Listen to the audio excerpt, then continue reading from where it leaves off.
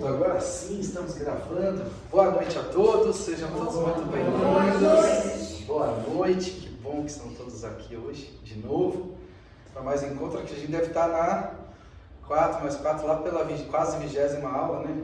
15ª, 16ª, eu acho. Estamos na última aula do terceiro tema.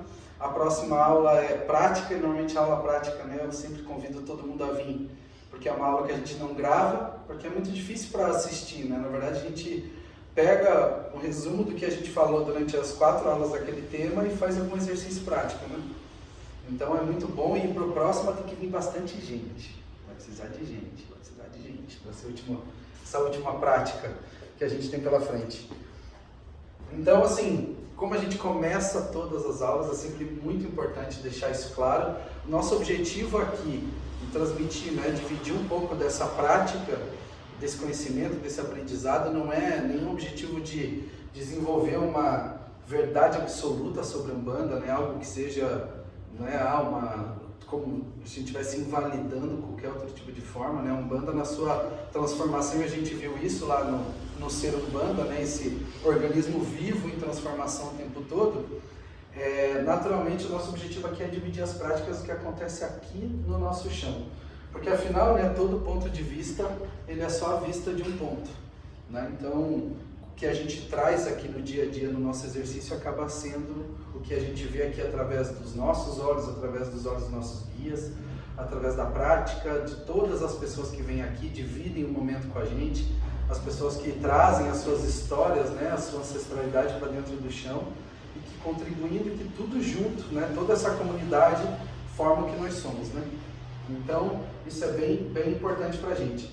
E só passando rápido sobre os temas, a gente começou o ano, né? Começamos lá em fevereiro com o Ser Umbanda, né? Com 4 aulas. A gente falou muito, né, da origem um pouco da Umbanda, das diásporas, seja ela europeia, africana, os povos originários, tudo que trouxeram, né, para a gente, de algumas formas mais abruptas, outras formas colonizadoras, enfim, toda essa história para que a gente tivesse esse resultado que a gente tem hoje, né? A gente falou muito de ter um terreiro hoje num bairro bom em Curitiba, a gente poder tocar o nosso tambor, a gente poder falar que a gente é Umbanda. Isso é um campo que muita gente lá atrás, antes da gente, né, poliu ou abriu esse caminho para que a gente pudesse hoje estar assim.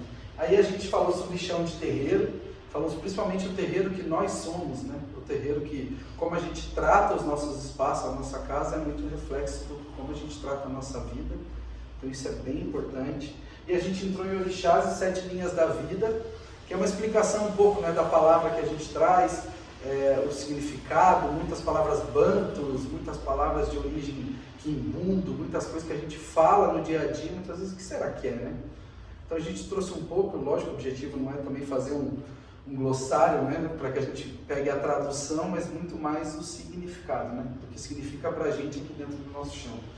E a gente vai terminar o ano com a primeira aula, e vai ficar um pouquinho para o ano que vem, de firmezas, assentamentos e altar, que é uma coisa muito que vem de muitas outras religiões, mas também de muito de uma prática brasileira, de ter essa firmeza, essa relação com a ancestralidade no pedido, né, um agradecimento. Quantos lugares a gente vai, entra num cemitério, lá no cemitério você passa por um túmulo que está cheio de plaquinha de agradecimento, né? Obrigado pela graça recebida, obrigado. Nessa relação que a gente tem com os mortos, vem muito de firmeza, assentamento, a forma que a gente constrói nosso altar. Então, assim, o Ser Umbanda pra gente foi, né, o resumo, a dança que cura, né, a fé que cura, a natureza que cura, dentro dessas nossas origens, a Umbanda como a arte realmente que cura. Quando a gente fala de chão de terreiro, a gente fala muito sobre a nossa vida, o terreiro é o reflexo da nossa vida. Seja a vida em comunidade que a gente faz toda quarta-feira, que a gente vem aqui produzir as marmitas, seja na gira de terça, na gira de sexta, no girão que a gente faz no sábado, tudo que a gente vê no terreiro, principalmente as coisas que de alguma forma nos incomodam, elas falam muito mais sobre a gente, ou sobre aquela pessoa, ou sobre aquele momento. Então, sentir que a gente é esse templo, esse terreiro, nessa morada ancestral, que muita coisa faz com que a gente saiba que todas as nossas dificuldades, problemas, então a base sempre tem que ser o respeito, né? Sobre a história de cada um, sobre o momento de cada um. Então isso traz essa responsabilidade para a gente, que é o que torna essa liberdade, da gente praticar e cultuar não do jeito que a gente quer, mas do jeito que a gente pode, né? Do jeito que a gente se dispõe, do jeito que a gente constrói. Não é um dogmático a ponto de só existir uma forma de praticar, mas isso não dá, como que é, até uma frase que a gente usou, como que é, a gente aceita tudo, mas não aceita qualquer coisa, né? Isso é bem importante, a gente aceita tudo aqui, a ancestralidade das pessoas, as histórias, as origens, mas a gente não aceita qualquer coisa. Então isso é muito a relação do que a gente tem com a gente mesmo. E orixás e 7 linhas da vida, a gente começou, como eu falei, muito da definição da palavra. Isso é sempre bom estar na cabeça, porque muita gente fala, orixá, ele veio da África, né? Ponto final. Essa frase ela discorre para muitas outras coisas. É bom a gente saber dessa origem, mas hoje quando a gente se relaciona com o orixá, a gente trata ele num olhar lá em Kice, né, do povo congo-angolês, uma outra forma de enxergar, e a gente chama, né, com os nomes iorubás. Então já é uma mistura. Naturalmente o que aconteceu no Brasil, né, com esses povos vindo para cá, eles não decidiram, né, onde eles iriam estar. Né, como os povos italianos, quando vieram, os poloneses, eles também não decidiram, eles foram onde tinha oportunidade. Né?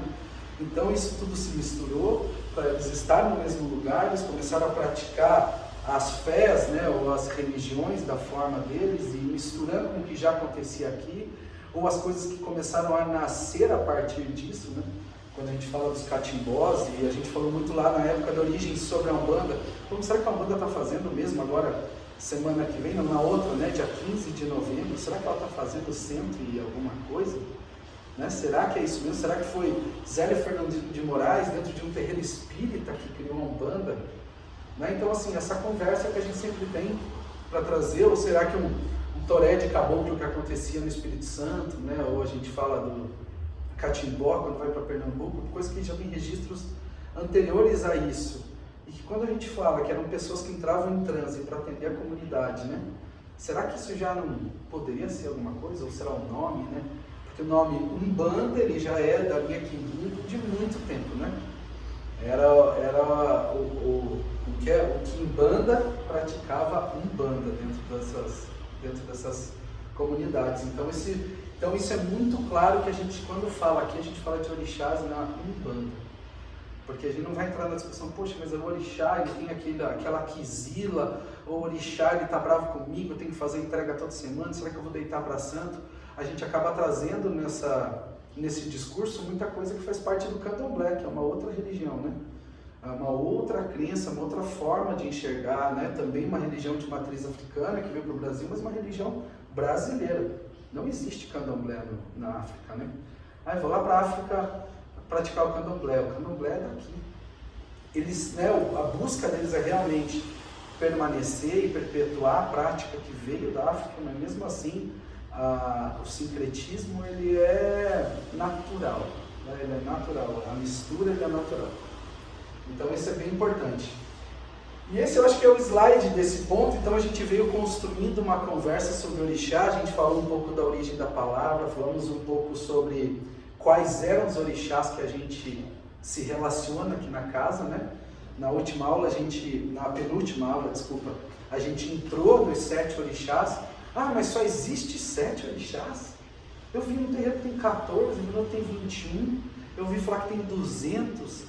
Se orixá de alguma forma é uma manifestação divina e a gente acredita em divindade como eternidade, naturalmente o orixá ele vai ser eterno, o orixá ele vai ser infinito, né? Então assim, a cultura iorubá chegou próximo uma vez falando, existem 200 e tantos orixás à direita, 200 e tantos à esquerda e muitos à minha frente e não enxergo os que estão atrás.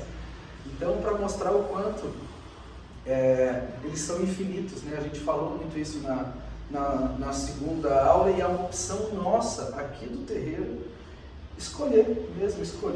Agora, se a gente escolheu por afinidade, escolheu por algum EG, não sei a resposta, mas a gente traz um pouco dessas 7, né, que a gente fala que é Oxalá para a gente, Ogum, Oxum, Iansã, a gente fala de Iemanjá, Oxóssi e Xangô, que são os nossos 7 orixás.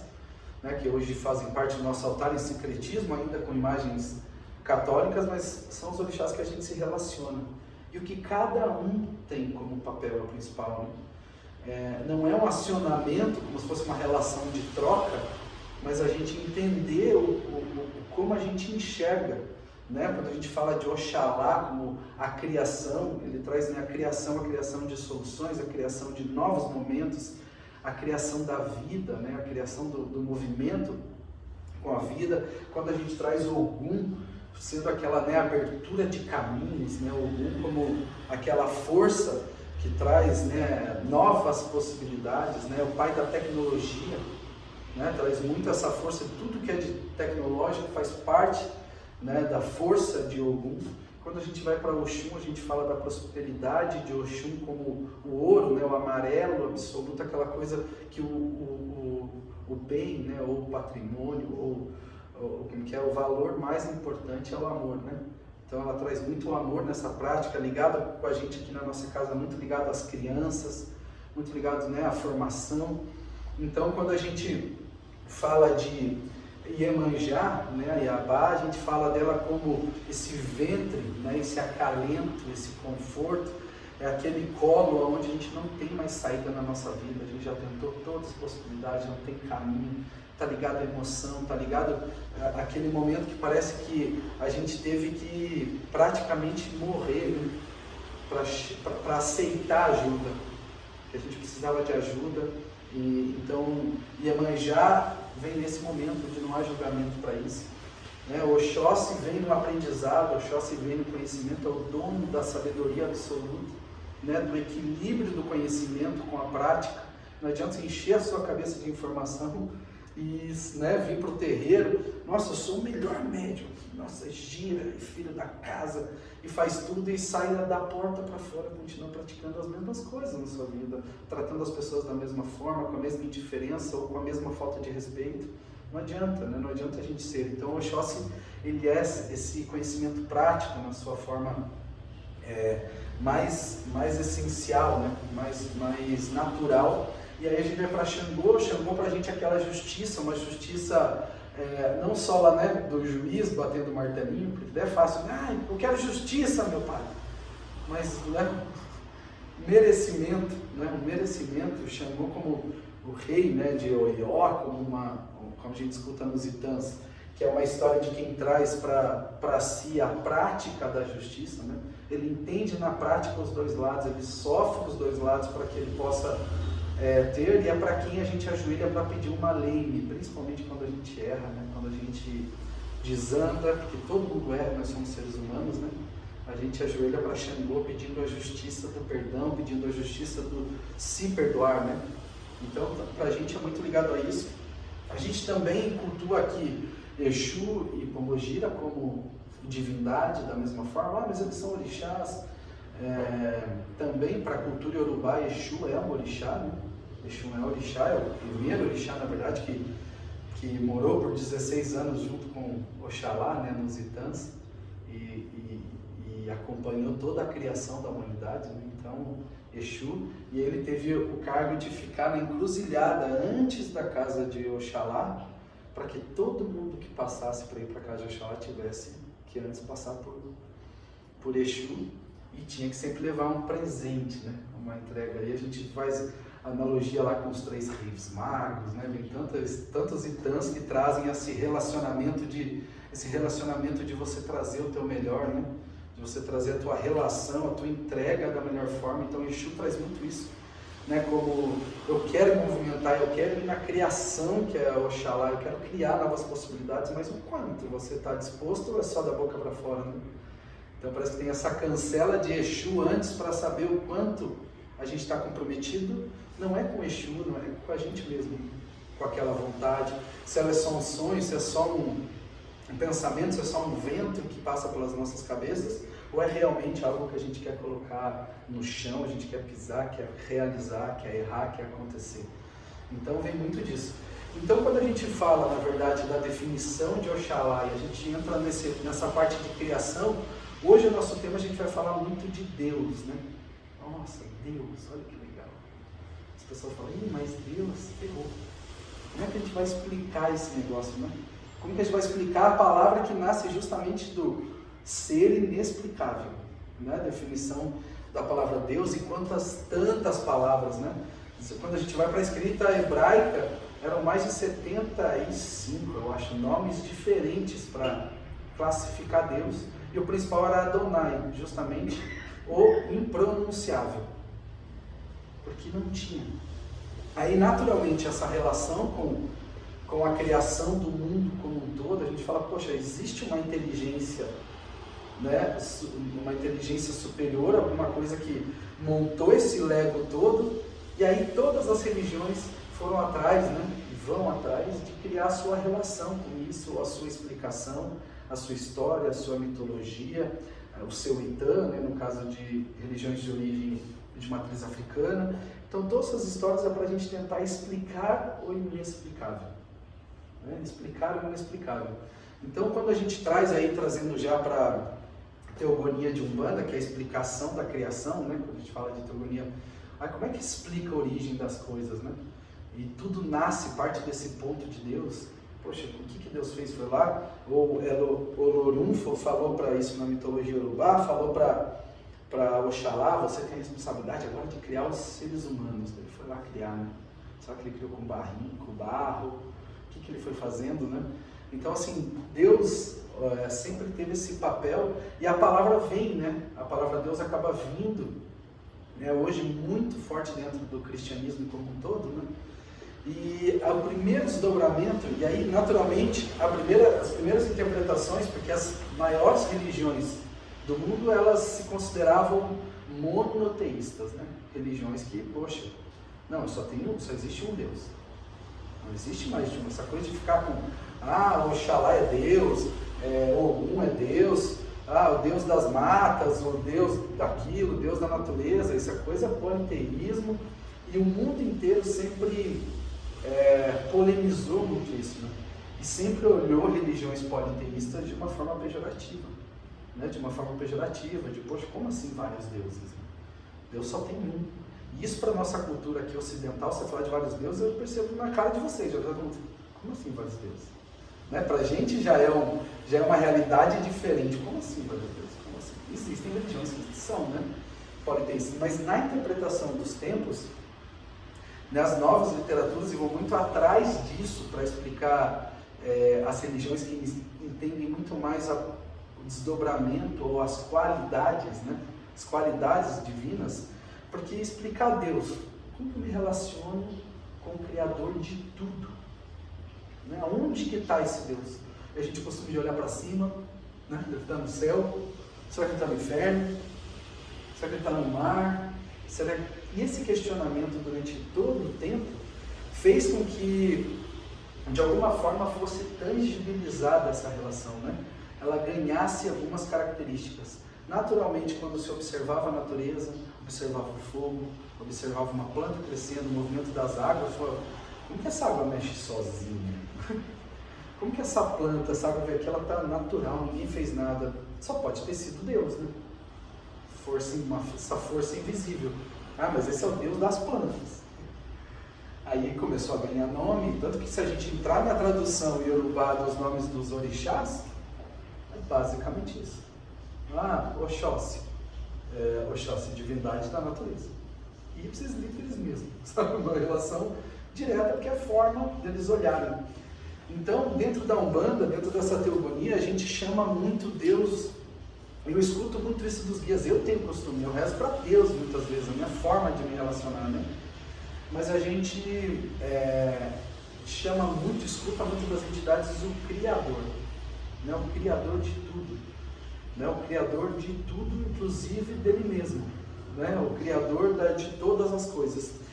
E, então, assim, quando a gente olha para uma divindade, a gente entende os orixás como uma força da criação, naturalmente é como se fosse uma parte dessa criação. Como se fosse lá, a gente é o centelho da criação, né? Aquele pedacinho. E se a gente é esse centelho, e Deus na sua infinito, do jeito que é, não importa a proporção, a gente também é parte de Deus, né? A gente também é Deus nesse sentido. E aí muitas religiões começaram a olhar muito mais para dentro do que procurar Deus fora, né? Do que procurar Deus nas coisas, procurar Deus na natureza, procurar Deus nas ações, né? O vento forte, poxa, né? Uma divindade que está mexendo esse Deus. Começou um exercício muito forte de olhar para dentro. E quando isso começou a acontecer, eles começaram a ver esse olhar da interpretação da natureza. Por isso que hoje religiões como Umbanda, religiões como o próprio Candomblé, religiões que antes eram consideradas monoteístas, hoje elas são consideradas, que antigamente eram consideradas politeístas, hoje são consideradas monoteístas. Entende que há um Deus criador de tudo e os seus desdobramentos, que são as relações que a gente tem no dia a dia com divindade. Quando a gente ajoelha para fazer uma oração para algum pedido para abrir caminho profissional na nossa vida, quando a gente faz, né, vou fazer uma espetaria de Ogum para aquela entrevista de emprego que eu vou, quando a gente faz um amalá para Oxum, para que a gente possa trazer aquela prosperidade para dentro da nossa casa, trazer o amor de volta para a nossa casa, para resgatar essa relação. Então a divindade ela se desdobra de várias formas. E quando a gente olha para a palavra, né, Criador, acho que é uma palavra, primeiro uma palavra brasileira, né? Que bom, né? Que bom se a gente está numa religião brasileira, Umbanda, a gente considera, né, pelo menos aqui dentro do teu, ela hoje a prática, tudo que a gente faz, ela tem essa característica, essa mistura, nada mais é do que o reflexo dos nossos povos aqui, né, de toda essa mistura. Então a gente vê tantos nomes. Quando a gente vai lá para a cultura de Inquice, a gente escuta Zambi. Quando a gente vai para a cultura Yorubá, a gente escuta Olorum, a gente escuta Jeová, né, dentro das formações cristãs, a gente escuta Adonai, como eu falei já, a gente escuta Deus, a gente escuta o Olodumaré, que está muito associado ao povo Nagô, né, algumas forças de nome. Então são palavras que todo mundo olhando, seja para cima, seja para a natureza, seja para as plantas, seja para o rio, seja para dentro de si, eles começaram a enxergar a criação. E o momento que a gente está agora, e a gente começar a parar de olhar só para dentro, e a gente começar a olhar para o outro. A gente começar a olhar para o outro, para quem está do nosso lado. Seja uma pessoa que a gente cruzou um segundo no elevador, seja a pessoa que a gente é casado há 50 anos, seja nosso pai, seja nossa mãe, seja nosso filho, né? As divindades, elas sempre tiveram essa característica. Quando a gente vai falar para orixá, muita gente interpretou dessa forma. O Ogum está pegando no meu pé porque eu sou muito parado, né? Vamos botar o Ogum na tua vida para trazer movimento. Eu estou tão sem prosperidade na minha vida, vou fazer uma malá para Oxum. Nossa, não consigo mais ler um livro, não consigo ir atrás de coisa nova. Não, vamos fazer um ebó para Oxóssi que vai trazer. A gente começou a tangibilizar as divindades de uma forma para que a gente se relacione, para desenvolver pontos na nossa vida que a gente acreditava que precisavam, né, e precisam ser desenvolvidos. Poxa, eu quero trazer saúde para a minha vida, né? Eu quero trazer, mais concentração, enfim. A gente vai trazendo as características que a gente quer colocar na nossa vida para ter um equilíbrio no nosso dia a dia, né? Ou pelo menos buscar essa caminhada, a gente recorre aos orixás, às divindades. E sendo que a gente recebe isso em casa na grande parte do tempo. Quem tem aquele filho, né? O filho que parece que fala, olha, nasceu igual eu. Ui, que raiva, né? Parece aquele filho que dá vontade de dar um muro na cara, né? Ou aquela mãe que pega no pé, aquele marido, aquela esposa que parece que sabe certinho o teu defeito, né? Parece que trata você daquele jeito que você fala, meu Deus. E qual que era a relação antes? Era a relação muitas vezes de desrespeito, a relação de afastamento. As pessoas que mais amavam a gente parecia que tinha uma necessidade de ou a gente criar um personagem, porque naturalmente quando a gente começa a trazer Deus cada vez mais para dentro da gente, a gente começa a se expor mais. A gente começa a se expor do jeito que a gente é, a gente começa a ter mais palavra. Hoje a gente vê um movimento social de muitas pessoas defenderem as suas vontades, as suas causas, os seus gostos, as suas bandeiras, sejam elas sociais, políticas, religiosas, né? A gente acabou de falar aqui, a gente tem um terreiro aqui, poder falar de Umbanda abertamente, sem ficar preocupado, né, se a polícia vai vir aqui ou não. Essa semana que a gente conseguiu, mesmo colocando o nome terreiro, né, na nossa razão social, a gente conseguiu as nossas licenças, né, coisas que a gente olhava 20, 30 anos atrás era impossível. Era impossível. Então, naturalmente, a gente está cada vez mais dando voz para essa divindade, que é a gente, porque se a gente fala, às vezes, mora dentro da gente, imagina, né, um pedacinho, mas é a gente, e naturalmente as pessoas à nossa volta, nossa família, nossa corrente de Umbanda, a nossa comunidade, cada vez mais ela é o resultado disso. Né? A identificação, nossa, que estranho, aquela pessoa que era tão minha amiga se afastou da minha vida, né? Era tão legal agora só porque eu frequento um terreiro, ou só porque agora, poxa, eu comecei a ter uma concentração maior, comecei a meditar mais em casa, comecei a me relacionar com a divindade de uma forma, né? Diferente, parece que aquela pessoa se afastou, e aí vem muita gente falando, não, foi Exu que tirou do teu caminho, foi aquele trabalho que o Preto Velho fez, que saiu. Naturalmente, a gente só vai estar próximos dos nossos afins. Não tem isso. E o afim não quer dizer aquela pessoa que faz tudo que a gente quer, né? O afim não quer dizer aquela pessoa que vai dizer sim para tudo, né? Então, assim, quando a gente se aproxima, quando a gente decide conhecer as pessoas, porque quando a gente fala de família, a gente fala, é um pouco inevitável, né? Foi eu que fiz esse filho, eu vou ter que criar, né? Só quem fez aguenta, não tem essa história, né? Só quem fez aguenta. Mas quando a gente decide casar com alguém, né? Quando a gente decide dividir a vida com alguém, não adianta culpar quem for. Aquela minha amiga que apresentou ele, né? Que raiva dela. Né? Não adianta culpar, não, eu tinha que casar, se eu não casasse ia ficar pra titia. Né? O cara, eu queria casar porque eu não aguentava mais ficar sozinho. Né? Todas aquelas histórias que a gente escuta. Naturalmente, só uma pessoa foi responsável, você, né? Só você, mais ninguém.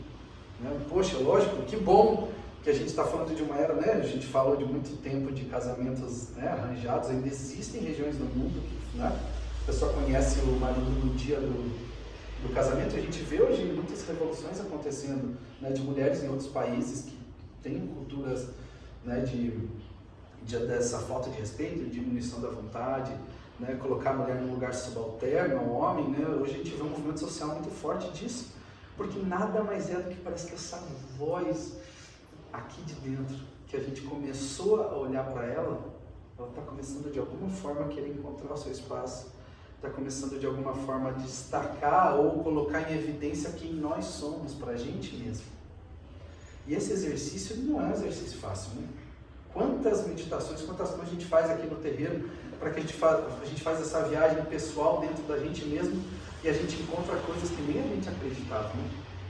A gente encontra decepção, a gente encontra dor, a gente encontra alegria, a gente encontra tanta coisa e tudo isso, todas as partes da nossa história, cada dia, cada segundo, por mais que a gente não lembre, tudo isso é a soma, é a multiplicação do que a gente é hoje. Mas o que isso tem a ver com divindade, né? O que isso tem a ver com Deus, o que isso tem a ver com orixás, o que isso tem a ver com o tema de 7 linhas da vida e orixás.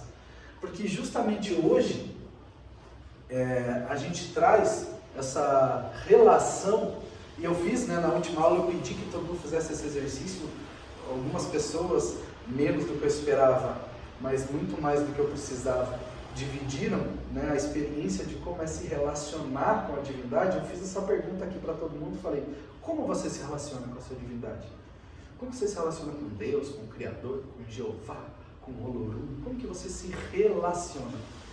E foi muito sensacional, e agradeço todo mundo que respondeu, o quanto a gente ainda tem essa dependência de uma religião. Né? A gente precisa ter, parece que um intermediador. A gente precisa ter é porque através do meu anjo de guarda, né? Porque através do meu orixá, porque através do meu pastor, através do padre, né? A gente coloca o intermediador, e que naturalmente foi a história que construiu isso. Né? As vivências religiosas, a partir do momento que o culto à ancestralidade ou a relação com as divindades saiu de dentro da casa das pessoas e foi para um lugar, seja uma igreja, um terreiro, né? Naturalmente a gente acredita que a gente está longe dessa dificuldade. A gente acredita que de alguma forma elas estão em algum lugar e que a gente, em algum momento, a gente se perde delas, né? Ai, certeza, essa semana, poxa, não fiz aquilo que eu tinha que fazer, agora não acendi minha vela, não fiz tal coisa, certeza que se afastou de mim. As minhas entidades, meus guias estão afastados. Nossa, a última gira que teve, eu quase que não senti. Que estranho, né? Tem tanta... A gente relaciona, a gente personifica essa relação. A gente personifica essa relação. E esse movimento nada mais é do que essa manifestação individualizada. Essa acho que é a palavra-chave dessa aula, né? Deus como manifestação, Deus como Criador, ou como força maior, né? Ou o impronunciável, né? O inatingível, tantas definições, né? Da tradução das palavras que o mundo deu para tentar definir Deus. Ele traz numa forma em que a manifestação individual é onde a gente acredita em Deus. E manifestação individual não tem absolutamente nada a ver com religião. Não tem absolutamente nada a ver com religião. Aquela certeza, aquela voz que a gente sabe que não está sozinho, aquela força que eu falei um pouco, que a gente está começando a despertar dentro da gente e está caminhando para cada vez mais a gente conseguir enxergar Deus no outro. E se Deus estivesse na nossa frente aqui agora? Será que a gente destrataria, faltaria com respeito, né? Será? Entra alguém aqui e fala, eu sou Deus. A primeira coisa que vai fazer vai ser o quê? Rir, né? A primeira coisa que a gente vai fazer vai ser rir, vai falar o que ele vai falar depois para vir a piada, né? Para completar a piada. O que ele vai falar depois?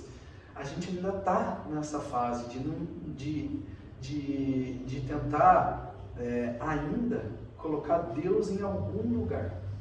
Seja ele lá no trono, seja ele na natureza, seja ele, né? A gente ainda está nessa manifestação individualizada dentro da gente. Ah não, Deus para mim, Ele é assim. Isso está cada vez mais forte, né? Tanto que tem muitas religiões hoje até infantilizando a relação com Deus. Ah não, meu papaizinho, é o Deus que perdoa tudo, né? Porque antes era a fúria de Deus, né? Quando a gente olhar nas histórias antigas, as pessoas não faziam nada porque era a fúria. Deus vai te castigar, foi Deus que trouxe essa tempestade e acabou com a tua lavoura, porque você não se comportou bem esse ano, foi Deus que, poxa, você faltou, não fez a entrega certa, você errou no ebó, faltou uma vela azul, Deus foi lá e castigou você. Antes era muito isso, a gente ainda vê muitos cultos. Hoje não. Hoje trouxe a liberdade de se relacionar com Deus da forma que a gente quiser, mas a gente ainda coloca Ele numa persona. Agora, naturalmente, como Ele perdoa tudo, como Ele é legalzão, ah não, eu ri, Deus, tudo bem, né? Ah, tá tudo tranquilo, não, foi só, não, aquele dia eu só bebi demais, não, aquele dia eu só, né? A gente tem justificativa para tudo. A gente está falando, na verdade, achando, né, que a gente está falando com Deus e a gente está enganando a principal pessoa da nossa vida, que é a gente mesmo. Né? A gente está se enganando quando a gente fala, não, foi só um deslize. Se a gente está incomodado com aquilo que de alguma forma aquilo incomodou, senão a gente não está nem falando. Né? Então essa relação que a gente fala que é a manifestação individualizada de Deus para cada um, é muito engraçado. Quem viu o filme A Cabana, que é de um livro, a origem de um livro, vocês viram? Olha que legal o livro. O autor extremamente ousado foi lá e colocou Deus como uma mulher. Acabou, né? Causou. Tanto que o filme ficou famoso, o livro ficou mais famoso ainda depois do filme, porque ele colocou como uma mulher. Porque sempre foi a Santíssima Trindade, Deus, o Espírito Santo, Jesus, né? O Deus nas suas três, né? As suas três formas. E quando ele coloca uma mulher, o que o autor será está pensando? Né? Será que é só para gerar provocação, para todo mundo assistir o filme? Eu espero, né, profundamente, não conversei com ele, eu espero que seja justamente com a intenção de falar que Deus está e é tudo. Porque justamente na fala dela no filme, ela fala isso. Ela fala, eu vim aqui como mulher porque você ainda, se eu viesse como homem, você tem relações com o seu pai que você ainda não venceu. Você tem relações, o Deus que é o seu pai, o Deus que você deveria estar enxergando no seu pai, você ainda está em conflito. Você ainda está em conflito. Então eu vim aqui como mulher para que você pelo menos pudesse me ouvir. Para que você pelo menos me visse como uma confiança, né? Um lugar de confiança, um lugar de fala. Se eu viesse como um homem igual ao seu pai, você nem iria me ouvir, como você não escuta o seu pai. Então, assim, eu acho que por essa mensagem, eu acredito que ele tenha pensado exatamente nisso. O quanto a gente ainda enxerga Deus nas manifestações individualizadas. Então, assim, é muito claro, né? É muito claro para a gente que quer fazer uma relação, né, com a divindade, a gente entender aonde que ele está. Né? Onde que ele está? Pode ser no meu Exu, pode ser no meu caboclo, né, dentro do terreiro de Umbanda, pode ser quando eu entro na ganga para saudar, que eu vim para o terreiro. Porque o que mais a gente vai se preocupar é o que isso transforma a nossa vida. Né? Se Deus é o Criador, Ele cria as novas oportunidades, novas situações, né? Novas oportunidades, né? Novos quereres, enfim. Se a gente chega aqui, poxa, vindo um trânsito ferrado, xinguei Deus no mundo, buzinei para todo mundo, joguei um motoqueiro para a calçada, vim aqui, né? Cheguei rápido, larguei a família em casa, falei, não vou perder a aula, eu vou lá na loja, enfim, furei um sinal, passei da velocidade, eu cheguei aqui daquele jeito, mas parece que eu entrei na ganga, só bati 3 paus e parece que deu um troço. E a gente acha que é a casa ainda, né? Que é feito de tijolo, parede, não faz nada na nossa vida. Né? A gente só entrou num espaço aonde, através do nosso respeito, através do que a gente aprendeu, a gente acredita que ali mora uma divindade. Então a gente já entra com respeito. A gente já entra diferente. Pode ser o que for. A gente já pisa no terreiro, ou pisa numa igreja, ou pisa num lugar, você já fala, aqui é diferente. Né? Você já entra mais assim, fala baixo. Né? Quando você entra em igreja, alguma coisa, né? Quando entra criança em igreja, você fala, quieto, porque tem que ficar baixo. Não é assim? Né? Poxa, morada de Deus. E se a gente levar essa morada, e essa é a provocação, né? Se a gente levar essa morada para dentro da nossa casa, se a gente considerar que a nossa casa é uma igreja, é um terreiro, é uma morada de Deus, toda vez que a gente pisa nela, nosso quarto, a nossa cama, né? Quem que a gente convidaria para ir, né? Será que convidaria todo mundo? Não, vai quem quiser, está aberto para todo mundo.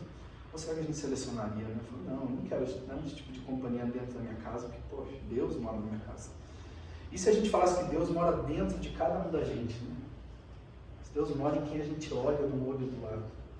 Se quando a gente para no trânsito, aquele motoqueiro que a gente quis jogar para fora, falou, esse lazarento é Deus. Esse cara que me fechou, ele é Deus. Né? Esse cara que comete tanto crime, a gente vê tanta barbaridade, né?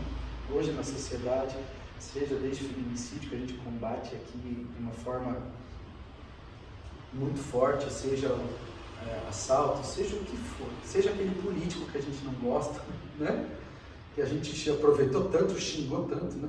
Está aproveitando agora para vir a Copa logo, para a gente voltar a se abraçar todo mundo e esquecer, né, dessa batalha, porque eu tenho certeza que todo mundo segunda cedo, a vida foi normal, né? Todo mundo acordou hoje. Aí, para quem está assistindo, hoje é 31 de outubro de 2022, ontem foi o dia do segundo turno da eleição, então não é aquele como que é? Aquele calor, né? Toda aquela emoção, seja de raiva, seja de alegria para quem ganhou, seja de frustração para quem perdeu, né? Aquela relação que a gente cria. Será que aquele cidadão é Deus também? Né? Não pode, pela besteira que ele fala, pelas coisas que ele faz, pelo tanta gente que ele enganou, não pode ser. Será? Né? Será que a gente consegue? Daí você vai falar assim, não, entendi, pai, você está querendo que eu vire então um santo, vou virar um monge. Né? Como que eu não posso? Xinga do mesmo jeito. Xinga do mesmo jeito, briga em casa do mesmo jeito, fala pro marido, fala pra esposa, fala pro filho, continua mostrando, mas fala, esse trocinho aí é Deus. Se você começar com esse exercício, a gente já começa, né? Gostou do trocinho, Paty? Né? essa coisa, que daí vem um monte de adjetivo, né? Esse desligado, esse eu falo 1000 vezes e não me escuta, nossa, estou falando com as paredes, né? Vem tanta coisa. Já imagina a gente fazer isso simples, isso falar assim, ó, isso aí é Deus também, entendi. E quando a gente fala de 7 linhas da vida de orixás, ou 7 linhas de orixás de vida, né? Quando a gente constrói, não tem como a gente pegar uma divindade e colocar lá dentro de um terreiro. Como a gente fez aqui o trabalho, que lógico, a Umbanda, ela é essa religião. Ela é uma religião, primeiro de tudo, né? Ela é a religião onde existe uma liturgia, existe a consagração, existe fundamento, a gente pratica, né? Quem vem na gira sabe, começa a defumação, a gente bate cabeça, a gente tem o nosso fundamento. A gente tem o nosso fundamento e sempre vai ter. Ele é o certo, é o único, é o perfeito? Nunca a gente vai entrar nesse mérito. É o que a gente se identifica. É o que todo mundo se identificou quando sentou aí a primeira vez e falou, gostei. Né? Esse ponto é igual que cantar naquela outra casa que eu já fui. Esse é diferente. Né? Então, assim, isso tudo vai continuar fazendo parte, mas a gente, e é o objetivo de teologia, né? É o objetivo disso, a gente expandir o nosso aprendizado desse chão, além das 4 paredes da nossa casa. Como é que a gente está aqui dentro do terreiro? A gente está aqui dentro do terreiro. Vem o nosso coleguinha, nosso irmão de corrente, né? Aquele irmão de corrente parece que, nossa, né? Aquele irmão que a gente ama tanto. Aí a partir do momento que ele vai lá, não, recebeu o caboclo, agora a gente bate até cabeça. Por quê? Porque agora ele está com o caboclo. Agora sim. Desincorporou o caboclo? Me ajuda? Me ajuda, varreu o chão. Voluntário para varrer o chão, né? A mãozinha vai assim. Aí vem a Deli, a rainha do mop. Já vem, eu nem falo, ela já sobe. Não sei de onde, acho que ela guarda o mop dentro da caixinha de material dela. Não sei como que ela tira, né? O mop assim, ó. Então é isso. Como é que a gente enxerga? Lembra quem estava aqui com o Tranca-Ruas falou pra gente, já imaginou você estar incorporado 24 horas por dia de Exu? Será que a gente falaria tudo isso, né? Que a gente fala às vezes? Porque parece que a gente sobe de um patamar, sendo que pra gente, né, dentro do teu, a gente acredita que seja uma força morta, né? Ou ultravivente, ou supravivente de um caminho intermediário entre o mundo dos mortos e o mundo dos vivos, que se manifesta através do nosso corpo, com uma fala diferente, com uma história além da nossa, né? Desses, no meu caso, 39, 40 anos que eu vivi, né? Ele traz uma história além desse período da minha ancestralidade, mas que ele faz parte do que eu sou e eu faço parte do que ele é, né? Então, por que só quando, né, agora é o guia da casa? Lógico, isso sempre vai fazer parte do respeito, do culto, da forma que a gente pratica a nossa religião. E não existe coisa melhor para quem está aqui nesse meio, desenvolvendo, gerando uma confiança no transe, olhar para o lado e ver os irmãozinhos de corrente batendo cabeça, né? Parece que dá aquela assim, ó. Olha para o lado e fala, agora acho que eu estou incorporado. Estão batendo cabeça para mim, eu estou incorporado, né? Olha até de cantinho de olho. Isso é muito bom. Mas será que a gente bate cabeça aí fora para outras coisas? Né? Será que a gente bate cabeça? E bater cabeça não é aceitação total, né? Bater cabeça não é bater a cabeça e falar, tá bom, eu aceito tudo, amém, assim seja e tá tudo ótimo, né? Bater a cabeça é respeito. Bater a cabeça, a primeira coisa, ela é respeito. Então, se a gente falar dessa manifestação individualizada, né, quando a gente traz isso para a aula de hoje, essa é a última aula teórica, eu estou morrendo de vontade de fazer aula prática, convido todos, venham. Eu estou morrendo, tanto que eu achei que hoje era aula. Eu falei, não, vou pular uma aula, porque eu queria muito fazer, muito. Vai ser um exercício bem legal, convido todo mundo. É daqui 2 sextas, né, acho. A próxima é gira, a outra é aula. Sexta-feira, então, convido todo mundo que quiser vir, porque é justamente isso. Onde é que a gente tem, porque agora trazendo a definição, ou a tentativa, né, de explicar Deus como Criador dentro do terreiro de Umbanda, Deus como Criador, Ele é respeito, Ele é essa manifestação individualizada dentro de cada um. Você com aqueles defeitos, você que chega sempre atrasado, você que não ajuda a varrer o chão, você que fala um monte, você que não fala nada, você que só critica, cada um está no seu momento de relação com a divindade. Cada um está no seu momento de relação com a sua vida. Cada um vai olhar para orixá. A gente tem os pilares de relacionamento com o orixá aqui dentro da casa. Quando a gente fala Oxalá, criação, Ogum, a abertura de caminho, são os pilares. Mas a relação que cada um sente, quando assenta um amalá nesse chão, né, e a gente começa a tocar, começa a rezar para aquele pedido, isso só cada um sabe o que acontece. Isso só cada um dentro sabe o que aquela divindade está fazendo na sua vida.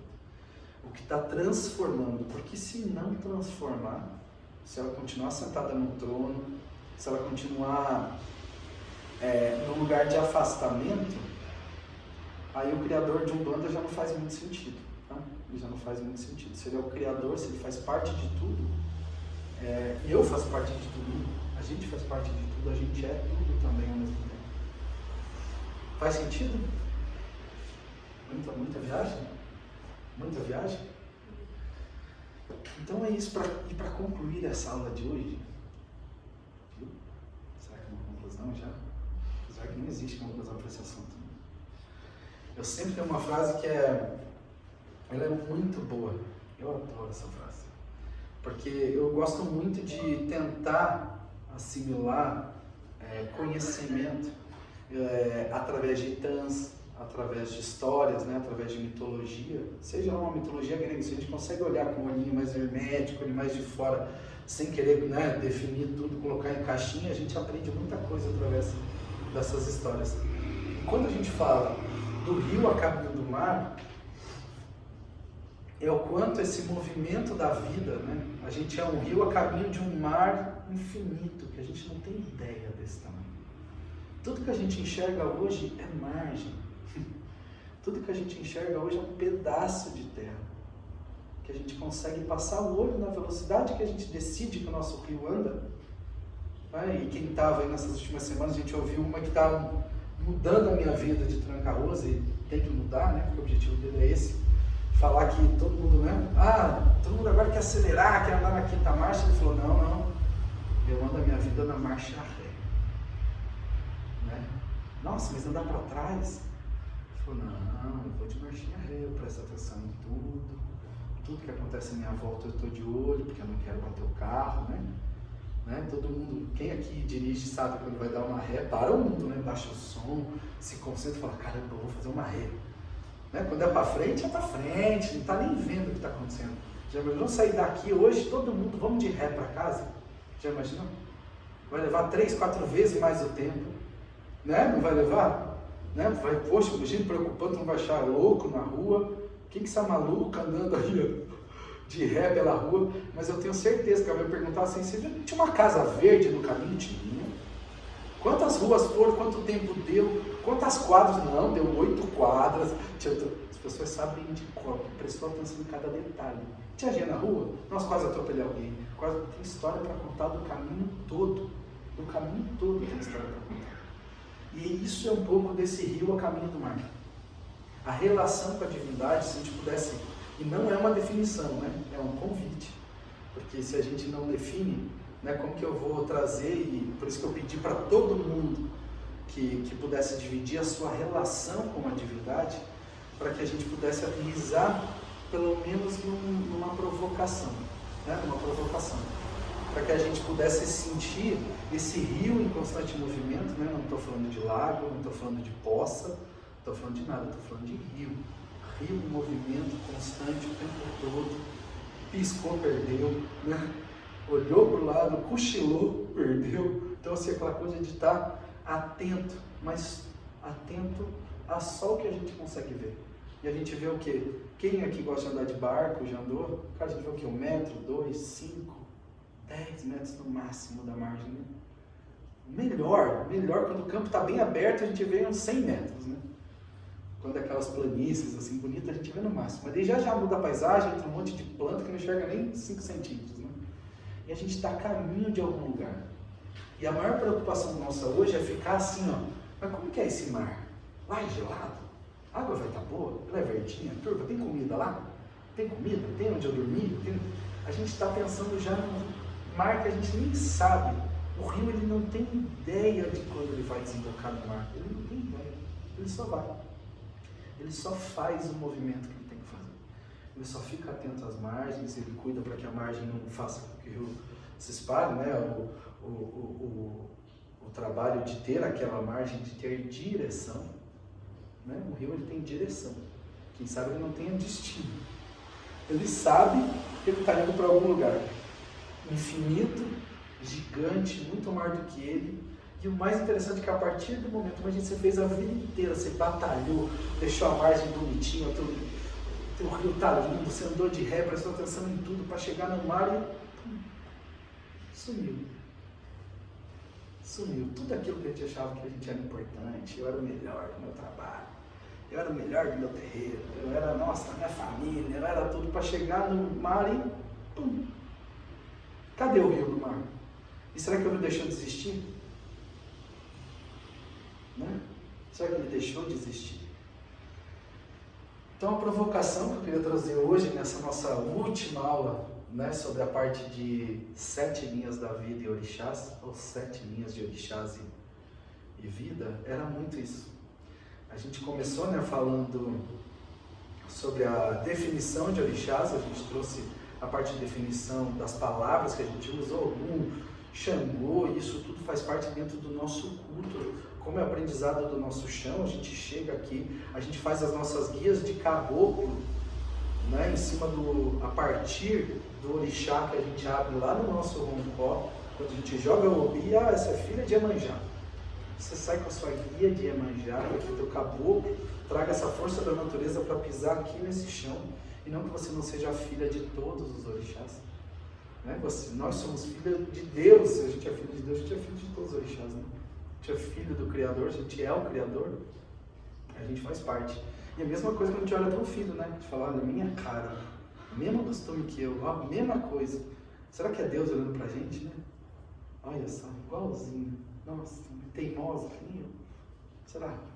Né? Então, quando a gente tem essa relação, a gente pisa no chão, a gente definiu a palavra.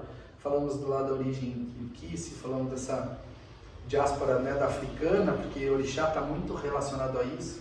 Depois a gente falou dos orixás que a gente traz aqui para nossa casa, que a gente cultua, que a gente se relaciona.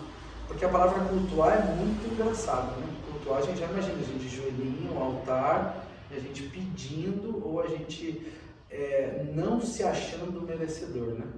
Ai Deus, por favor, se tiver um tempinho, eu sei que tua agenda também deve estar corrida essa semana aí, tá tendo guerra lá na Rússia, né? Deve estar preocupado com a tua agenda, deve estar os afazeres, mas se tiver um minutinho para mim, eu tô com uns pedidinhos aí, tô mandando por e-mail, né? Tal, toda a minha relação, a gente ainda tem essa relação divindade. Aqui, pra gente, é relacionamento. É justamente o que a divindade representa na minha vida. Como que eu aciono, como é que eu trago para perto aquela força da natureza para que eu conquiste as minhas coisas, né? Na verdade, a Umbanda ela é uma religião, não é para a gente ter uma boa morte, né? É para a gente ter uma boa vida. Não é uma religião que vai fazer com que a gente tenha uma vida regrada para que, quando morrer, você vai ter, poxa, um céu, você vai ter um paraíso, uma cidade astral, uma coisa super legal para você não precisar trabalhar, né? Eu acho que as pessoas pensam isso. Não precisar trabalhar, não precisa fazer nada, vai ter comida abundante, não vai precisar pagar boleto, não vai precisar votar em ninguém, né? Você imagina esse lugar. Então as religiões existem, com todo respeito, né? A forma de ver, mas a gente tem uma Umbanda para que a gente tenha uma vida boa, para o hoje, né? Para a nossa relação de agora, desse dia de hoje que a gente saiu de casa, veio para essa aula com chuva, com trânsito, né? Com tudo, e a gente saiu de casa para vir aqui hoje. Então a Umbanda ela transforma a nossa vida agora. Divindades, os orixás estão transformando a nossa vida agora. Divindade é a nossa forma mais sutil. É bem nessa voz aí que vocês estão ouvindo na cabeça, é bem nesse momento que você está questionando, você fala, será que ele falou para mim isso? Poxa, será que é isso? Deve estar até na posição aqui, ó, pensadora, braço cruzado, os corpos aí analisando, definindo, né, Paty? A Paty está até assim, né? Só analisando. Olha minha guia arrebentando. E aí, então é isso, como é que Deus fala com a gente nessa forma de hoje, de agora, como é que a Umbanda transforma o que a gente é agora, o que a gente é agora. Então, os orixás, eles precisam estar presentes nessa relação com a gente agora. Seja os 7 que a gente escolheu aqui na casa, né? Muita gente fala, não, mas é que eu preciso de mais orixás. Não, tem que ter 50, tem que ter 20, tem que ter 30, né? A gente se atrela número. Se a gente conseguir se relacionar bem com um, meu Deus, acho que já é um avanço, a gente conseguir trazer um para próximo da gente. Mas pai, abriu lá no... Você jogou lá o Obi para mim, abriu o Xangô, mas eu não tenho nada com o Xangô, nem me identifico com isso. Mas o que é Xangô para você? Não, eu li lá, tá tudo lá na internet, ele é marrom, ele é o justiceiro, ele é tal, não sei o que. Tá, e o que seria uma divindade para você? O que Xangô seria para você? Essa é a pergunta que eu vou começar a fazer a partir dessa aula. O que é Xangô então para você? Para nossa casa, Xangô ele é a justiça, uma lei, como eu falei, né? É você se perdoar, quem sabe não tem nada aí, né? Você precisa dar uma checada aí, né? Dar uma analisada pessoal. Então, assim, muito o que é Xangô então para você? O que é Ogum? E aí na terceira aula, que foi a última, eu trouxe exatamente isso, que eu acho que a melhor forma é dividir, né? Eu dividi um pouco da minha relação que eu tenho com o Ogum Megê na minha vida, e ela se transforma a cada dia. Então, se duvidar de me fizesse uma aula hoje, eu já falaria diferente do que está na última aula. Falei da relação que tem com o caboclo, cobra coral, que é uma divindade para mim. Mas ele é um caboclo, é um sobrevivente, olha o que você está falando, que heresia. Eu considero na minha relação, ele é um caboclo que pisa nesse chão, está na minha ancestralidade, fala, fuma, bebe, faz tudo a algazarra dele aqui. Mas é uma divindade na minha vida. Transforma a minha vida. Se transforma a minha vida, é Deus de alguma forma lá dando o seu jeitinho para que a minha vida se transforme. Certo, gente? Muita informação? Bastante. Essa aula eu estava ansioso para ter essa aula. Não, chegou até estourado. Obrigado, meu pai. Vou trocar esse chicote.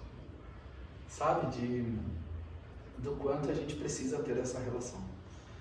Certo? Alguma dúvida, gente? Por favor, pergunte, me fale.